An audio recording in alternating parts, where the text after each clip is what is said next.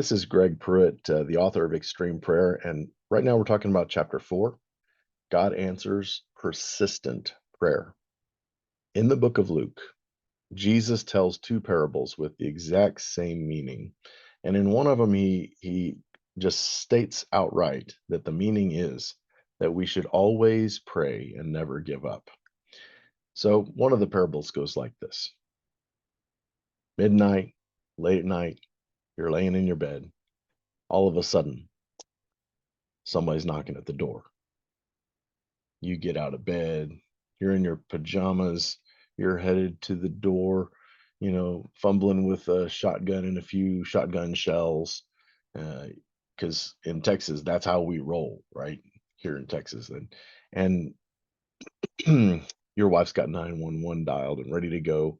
You get to the door and you put your eye to the peephole. You're like, oh, it's the crazy neighbor. He needs to borrow a cup of sugar. Be quiet, maybe he'll just go away. He's nope, he's still not up. He's not going to go away. So finally, even though you really don't want to have to answer the door, you go ahead and open the door because he's not going away. This guy is shameless. And that's when Jesus turns the tables on us and he says, I want you to pray like the shameless neighbor. I want you to be shameless. I want you to pursue and persevere and persist in prayer. Keep keep asking, just like that shameless neighbor did. And the scripture he gives with it is, ask, seek, and knock. For everybody who asks receives, and everybody who knocks, the door's going to be opened. And so, he's saying that God answers persistent prayer. So the first question I have is, what if, why would that be important for God for us to persist in prayer? Like I would like to, nicely, like any respectable person, just pray once and have it answered immediately, and we're good. But that's not how God does it, because he's much more wise than we are.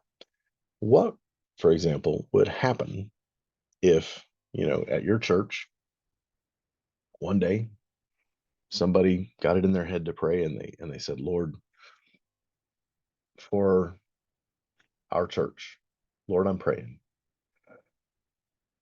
that you would double the budget, that um that we would have over, 1,000 new visitors, and hundreds of people would come to faith in Jesus and get baptized, and they prayed several things like that, and then they just prayed it once. They went on about their way, and then God suddenly answered the prayer. Boom! There's visitors coming from everywhere. There's people getting saved. The budget is doubled. The people in attendance is just expanding every Sunday. And what would people say? They'd be like, "Wow, well, we got some pretty amazing leaders in our church, and our pastor's he's a pretty good pastor. Fact is, really, we're pretty awesome. We have a really awesome church." Okay, God wouldn't answer a prayer that would fill us with pride, actually hurt us with that pride. There's no way that God's going to answer prayer in a way that actually harms us spiritually. So now what would happen? Think about it. If instead of that, the the preacher at the church put out a prayer list of requests and said, everybody in the whole church, for the next year, we're all going to unite in prayer, and these are the things we're going to pray. And 6 months goes by, 8 months goes by. Suddenly, God answers these prayers. People are coming. People, are giving. Things are changing. More in attendance. People are getting saved. People are getting baptized, and just everything conceivable good is happening after 8, 9, months of prayer, a year goes by. We're still praying, God's still moving. Nobody would be foolish enough to say that we are great.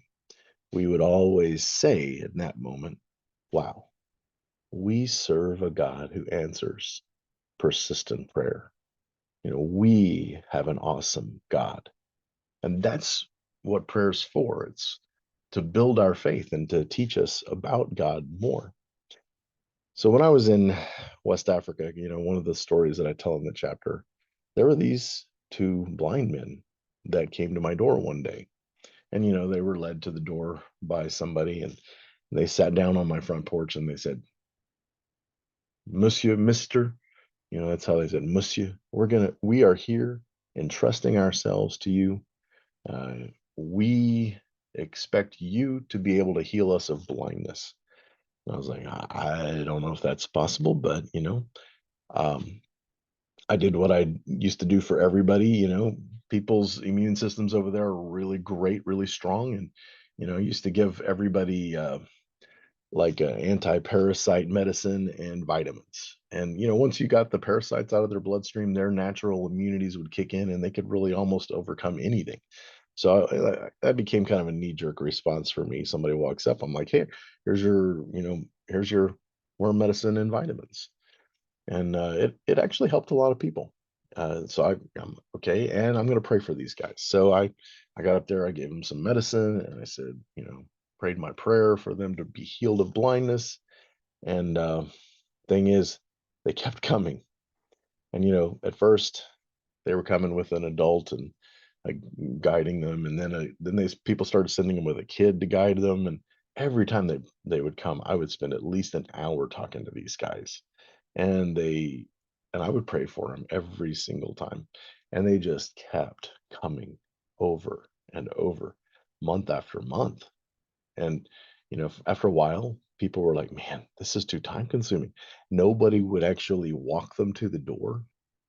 And so one of these blind guys could kind of make out shades of color, and I would see them, one blind man leading the other blind man, literally right out of one of Jesus's teachings. And they would be wandering around the village searching for my house.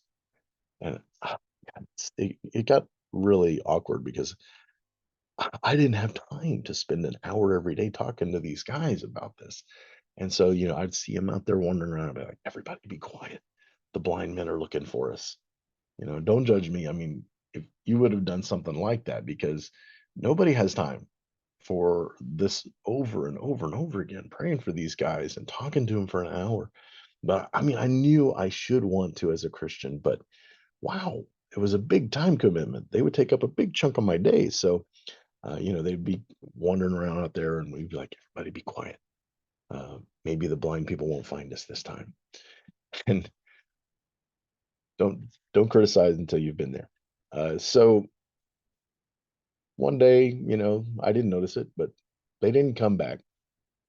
After a while, I got to wondering about them, and I was over in that part of the village where they lived, and I stopped in to talk to one of their family members, and I said, hey, whatever happened to those two blind guys? And they said, one of them received his sight and can see now. I don't know why I was so surprised, because I'm the one who teaches that God answers persistent prayer. I also don't know why he only healed one out of two of these blind guys. But, that experience just reinforced what Jesus is teaching in the book of Luke. God answers persistent prayer. So the bad news is you can't just like pray one time and boom, it happens. It doesn't work like that. But the good news is that praying the same thing over and over again, it's really not that complicated. Even I can do that. Anybody can do that. You just need to kind of say, for me, it requires that you write stuff down. You have a list of 4 or 5 things you're praying for that you're going to persist. Otherwise, you'll forget what it is. So, God answers persistent prayer. But to persist in prayer does require that we be organized enough to remember what we're all praying, and that sometimes that requires a list. And it requires that we actually persevere and continue to pray the same thing. Not complicated, but you still have to do it. God answers persistent prayer.